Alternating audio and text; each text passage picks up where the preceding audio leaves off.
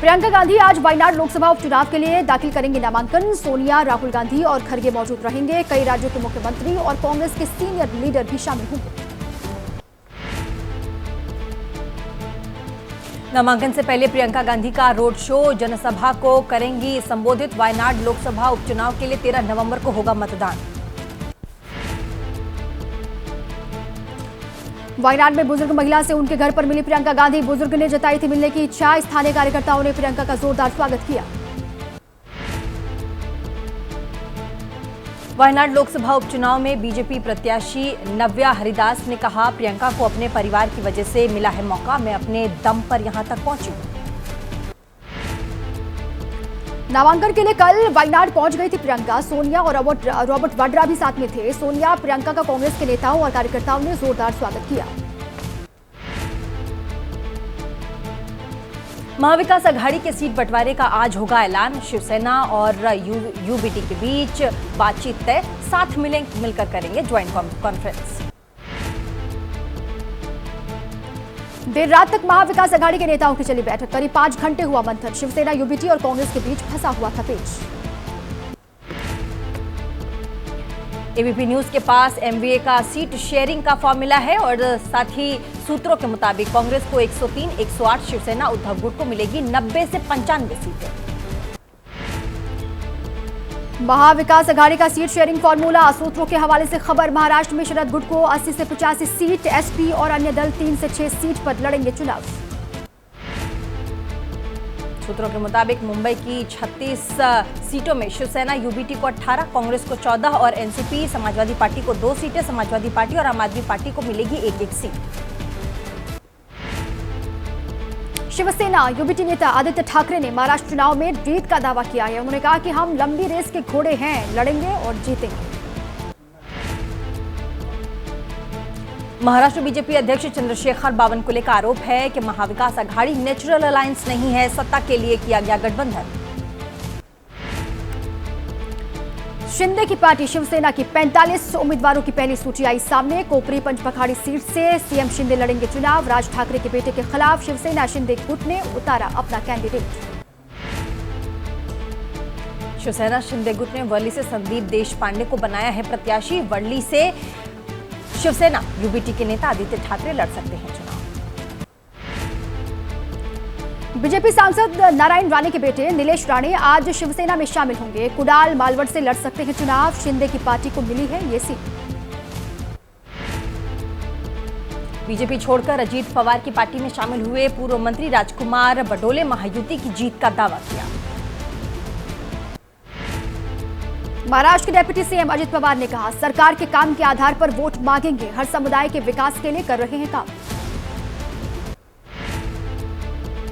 Maharashtra BJP अध्यक्ष चंद्रशेखर बावनकुले ने उद्धव ठाकरे पर साधा है निशाना। कहा, बाला साहब ठाकरे ने कहा था जिस दिन कांग्रेस में जाऊंगा शिवसेना बंद कर दूंगा। पता नहीं उद्धव जी के ये हालत कैसे हो गए। झारखंड विधानसभा चुनाव के लिए जेएमएम की 35 उम्मीदवारों की पहली सूची आई सामने। बरहेट से लड़ेंगे हेमंत सोरेन और गांडे सीट से कल्पना सोरेन उम्मीदवार। दुमका से बसंत सोरेन, महेशपुर से स्टीफन मारंडी जेएमएम प्रत्याशी। साथ ही महागठबंधन में 40 सीट पर जेएमएम लड़ सकती है चुनाव। झारखंड में 30 सीट पर लड़ेगी कांग्रेस पार्टी। झारखंड कांग्रेस अध्यक्ष केशव महतो ने कहा, सभी मौजूदा विधायकों के नाम तय हैं। आलमगीर के बेटे को बना सकते हैं उम्मीदवार। झारखंड विधानसभा चुनाव के लिए आरजेडी ने जारी की 6 उम्मीदवारों की सूची। देवघर से सुरेश पासवान, गोड्डा से संजय प्रसाद यादव, चतरा से रश्मि प्रकाश प्रत्याशी होंगी। जेल में बंद सुभाष यादव को आरजेडी ने कोडरमा से टिकट दिया है। अवैध खनन, मनी लॉन्ड्रिंग के मामले में ईडी ने इसी साल मार्च के महीने में उनको गिरफ्तार किया था। हेमंत बिस्वा शर्मा ने तेजस्वी यादव पर साधा जमकर निशाना। कहा, हेमंत सोरेन से कई बार मिले तेजस्वी, लेकिन सोरेन मिलने तक नहीं गए। साफ है तेजस्वी की कोई ब्रांड वैल्यू नहीं है। पंजाब और बंगाल की विधानसभा सीट पर उपचुनाव होने हैं। कांग्रेस ने घोषित किए उम्मीदवार। पंजाब कांग्रेस अध्यक्ष राजा बंडिंग की सीट गिद्दरपाहा से उनकी पत्नी को दिया गया टिकट। यूपी में विधानसभा उपचुनाव को लेकर केएनजे में घमासान। बीजेपी सहयोगियों को मैनेज करने में जुटी जेपी नड्डा, संजय निषाद की बैठक में कोई हल नहीं निकला। यूपी उपचुनाव के मसले को हल करने के लिए सुनील बंसल को दी गई है अब जिम्मेदारी। आज सुनील बंसल से मिलेंगे संजय निषाद और आज ही बीजेपी जारी कर सकती है उम्मीदवारों की सूची। बिहार के अररिया में भारतीय जनता पार्टी सांसद प्रदीप सिंह के आवास पर अवैध हथियार के साथ पकड़ा गया युवक। अब्दुल्ला नाम है आरोपी का। घटना के वक्त सांसद प्रदीप कुमार सिंह सुन रहे थे जनता की समस्याएं। आरोपी को हिरासत में लेकर पूछताछ कर रही है पुलिस। अररिया के सांसद प्रदीप सिंह के विवादित बयान पर बोले तेजस्वी यादव, कहा सीमांचल में गरीबी, लेकिन सांसद कर रहे हिंदू मुसलमानों को लड़ाने की कोशिश। किशनगंज में केंद्रीय मंत्री गिरिराज सिंह ने बीच सड़क पर किया हनुमान चालीसा का पाठ। हिंदू स्वाभिमान यात्रा में समर्थकों की भीड़ को हटाने का विरोध किया। जम्मू कश्मीर के गांदरबल में आतंकी हमले को लेकर के गिरिराज का राहुल पर निशाना। कहा कश्मीर हमले पर उनकी जबान नहीं खुलेगी। वहीं गाजा पर ट्वीट करते हैं लेकिन बांग्लादेश पर जबान नहीं खुलती। तेलंगाना के सीएम रेवंत रेड्डी पर पूर्व सीएम केसीआर के लिए अभद्र भाषा के इस्तेमाल का आरोप है। बीआरएस नेताओं ने हैदराबाद के थाने में दर्ज कराई शिकायत। ओलंपिक पदक विजेता साक्षी मलिक ने कहा ब्रजभूषण के खिलाफ जारी है मेरी लड़ाई।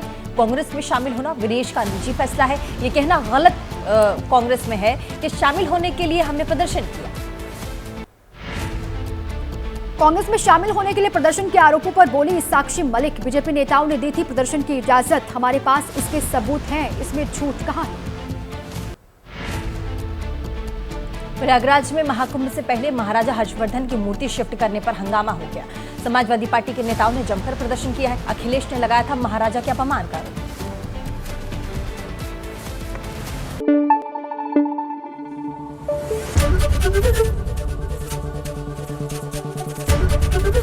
एबीपी न्यूज आपको रखे आगे।